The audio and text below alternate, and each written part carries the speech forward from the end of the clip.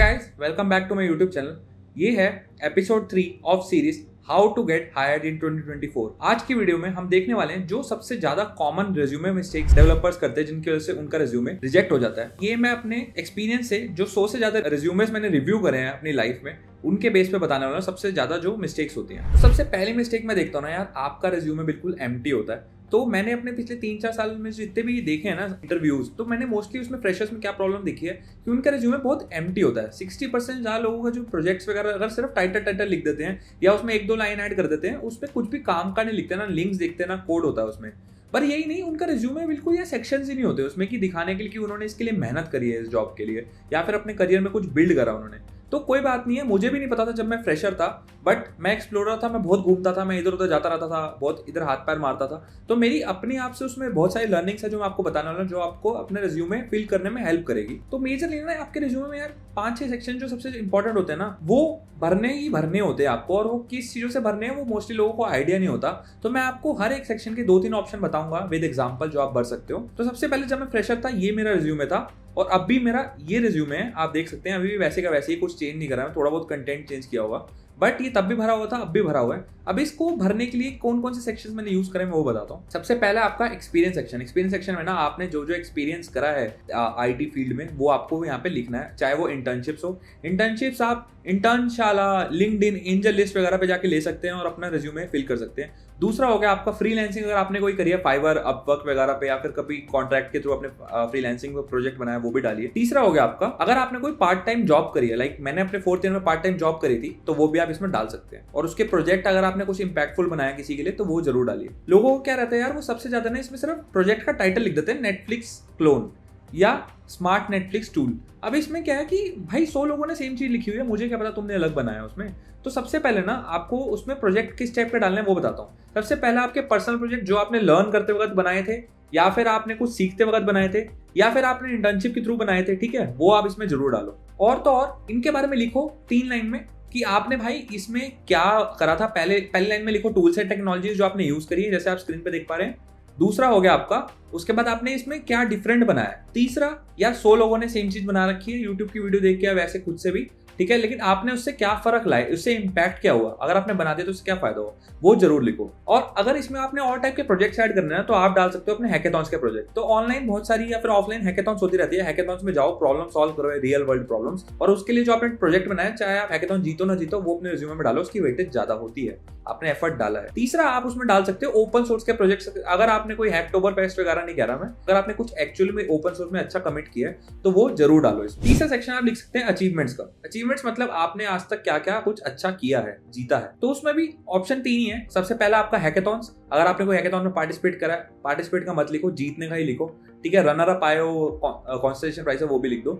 Second हो गया आपने अगर कोई ऑनलाइन कॉन्टेस्ट वगैरह, हैकर रैंक पे जो कॉन्टेस्ट होते हैं, अगर वो निकाला है, या फिर आप कोई टॉप कोडर वगैरह हो तो वो इसमें लिखो। तीसरा, आपने कोई भी और भी कॉन्टेस्ट निकाला ऑफलाइन कॉलेज वगैरह का, तो वो भी आप इसमें लिख सकते हो। फोर्थ सेक्शन होता है आपका रिज्यूमे के सबसे ऊपर आपका करियर ऑब्जेक्टिव। तो इसमें आप सिंपली 3-4 लाइन में लिखते हो कि 1-2 लाइन में आपने अब तक क्या किया है, आगे आप किस टाइप की आपकी स्किल्स हैं और किस टाइप की आप अपॉर्चुनिटी ढूंढ रहे हो, और उसमें आप क्या करना चाहते हो। ऑल्दो बहुत सारे लोग ये पढ़ते नहीं है, बट सबसे पहले जो काम के लोग होते हैं वो यही पढ़ते हैं। एक एग्जांपल आप स्क्रीन शेयरिंग में देख पा रहे हैं। फिफ्थ, आपको ना आप लिख सकते हो कोर्सेज सर्टिफिकेशन आपने जो करी है। तो कोर्सेज में मान लो आपने कोई 2-3 महीने का आपने ऑनलाइन कोर्स करा, ऑफलाइन जाके डीएसए का करा है, या फिर वेब डेवलपमेंट का सीखा है, या पाइथन सीखा है। जैसे मैंने अपने टाइम पे एथिकल हैकिंग सीखी थी, 2 दिन की वर्कशॉप ही थी डीटीयू में, वो अटेंड करी थी। आपने कोई अपने आप से कोर्स करा तो वो जरूर डालो। ज्यादा लिखने का कुछ फायदा नहीं है, बड़ी बड़ी लाइनें मत लिखना, बस 2-3 पॉइंटर में लिख देना कि ये आपने करा है, सर्टिफिकेशन उसकी अटैच कर देना। उसकी कोई वैल्यू नहीं होती, बट स्टिल रिज्यूमे भरने के लिए हेल्प करता है। 6th हो गया आपका को करिकुलर एक्टिविटीज। ये यार तब है जब आपने कुछ आउट ऑफ टेक लाइफ भी कुछ किया हो, जैसे कि आपने कोई मीटअप्स वगैरह अटेंड करी हो, ऑर्गेनाइज करी हो, या फिर आप पैशनेट हो, आपने किसी को ऑनलाइन पढ़ाया हो, या फिर आपने कोई खुद से स्टार्टअप वगैरह आइडिया बना के सेल करने की कोशिश किया है, या कहीं इनोवेट किया है, या फिर आपने कोई भी ग्रीन इनिशिएटिव लिया है। मान लो कि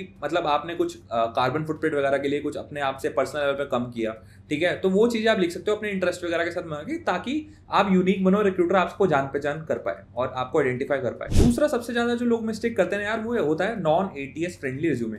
एटीएस क्या होता है ना यार, एटीएस एक टूल जो कंपनीज यूज करती है, आपके रिज्यूमे जो होता है ना उसमें से काम की इन्फॉर्मेशन निकाल लेती है, उसको टेक्स्ट बना लेती है बिल्कुल, और उस टेक्स्ट में वो अपने जो उसको स्पेसिफिक कीवर्ड्स ही होते हैं ना ओपनिंग्स के लिए, वो चीजें मैच करती है। अगर वो मैच कर रहा है, एटीएस स्कोर उसका अच्छा आ रहा है, तभी वो आगे रिज्यूमे रिक्रूटर के पास जाएगा शॉर्टलिस्ट होकर, अदरवाइज वो वहीं पे रिजेक्ट हो जाएगा सिस्टम लेवल पे।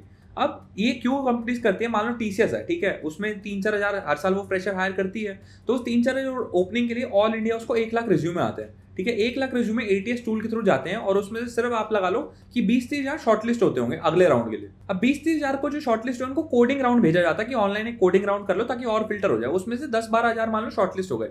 अब 10-12 हज़ार लोगों को फिजिकली बुलाया जाएगा या ऑनलाइन उनका इंटरव्यू होगा, उसमें से 3-4 हज़ार जो फ्रेशर्स हैं वो हायर करे जाएंगे ऑन कैंपस ऑफ कैंपस मिला के। तो समझो 1 लाख का रिज्यूमे रिक्रूटर नहीं देख सकती, उसको ये ऑटोमेशन टूल चाहिए।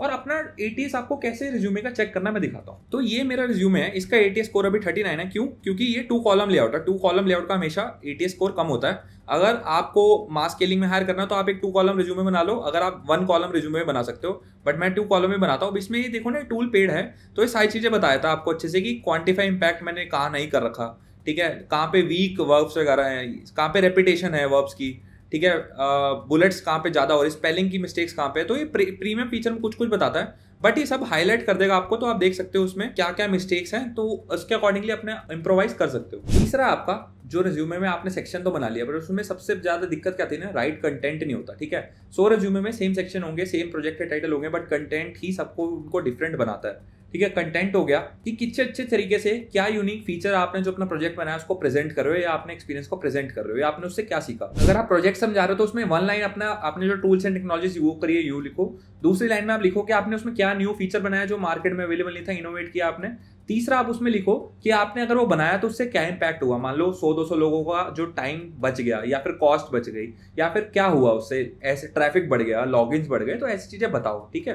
यही एक्सपीरियंस की बात करें तो उसमें लिखो कि आपने किस तरीके से अपनी मैनेजर्स के साथ मिलकर उनको हेल्प करी, या फिर डिफरेंट टीम्स से कम्युनिकेट किया, या फिर कैसे आपने प्रोसेस को ऑटोमेट कर दिया ताकि ऑपरेशन टीम्स का काम कम हो गया, ये कॉस्ट बच गई सर्वर की, आपने ऑप्टिमाइजेशन करी, सर्वर्स का जो कॉस्ट आ रही थी वो कम हो गई। तो इन सेक्शन को लिखने के लिए ना आपको कुछ राइट एक्शन कीवर्ड्स चाहिए होते हैं, जो कि मैं आपको सैंपल दिखा रहा हूँ, ठीक है। यहाँ पे आप देखोगे तो कुछ कुछ कीवर्ड्स हैं हर सेक्शन के लिए कि अगर आपको एक सेक्शन में डालने हैं, जैसे टीम प्लेयर के सेक्शन के ये की वर्ब्स हैं, पावरफुल वर्ब्स, ठीक है। उसके बाद आप ये लीडरशिप के वर्ब्स हैं, रिस्पॉन्सिबल के, कम्युनिकेशन के, और डिटेल में देखना चाहते हो तो ये सारे एक्शन वर्ब्स हैं जो डिफरेंट डिफरेंट सेक्शन वाइज लिख रखे हैं कि कहाँ पे कौन सी नीड के अकॉर्डिंग आप यूज कर सकते हो। लिंक में डाल दूंगा डिस्क्रिप्शन में, तो इनको यूज करके अपना कंटेंट ऑप्टिमाइज करो, ठीक है। और जैसा कि मैं कह रहा था, हमेशा इंपैक्ट ऐड करो ही करो। जैसे मैंने यहाँ पे लिख रखा है 40% से मैंने कोर वेब राइटर्स डिक्रीज कर दिए, और फिर कितने लोगों को मैंने इंपैक्ट किया सिंगल हैंडेडली प्रोजेक्ट डिलीवर करके, ठीक है। एसईओ से कितना एरर्स वगैरह कम हो गए, कितना आपका जो था कोर वगैरह इंक्रीज हो गए, लॉगिन इंक्रीज हो गए। तो हमेशा इंपैक्ट करो, ऐसा रिज्यूमे में अपने कीवर्ड्स लिखो, और अगर पॉसिबल हो तो प्रोजेक्ट्स के अपने लिंक्स भी डालो, या कोड बेस के तो डाल ही दो होस्ट करके। इन सब के अलावा जो कॉमन मिस्टेक्स होती है लिस्ट आप देख पा रहे हो स्क्रीन पे, तो ये भी मत करना, ये तो बाय गिवन ही है, ये बिल्कुल मत करना। आई होप ये हेल्प कराओ।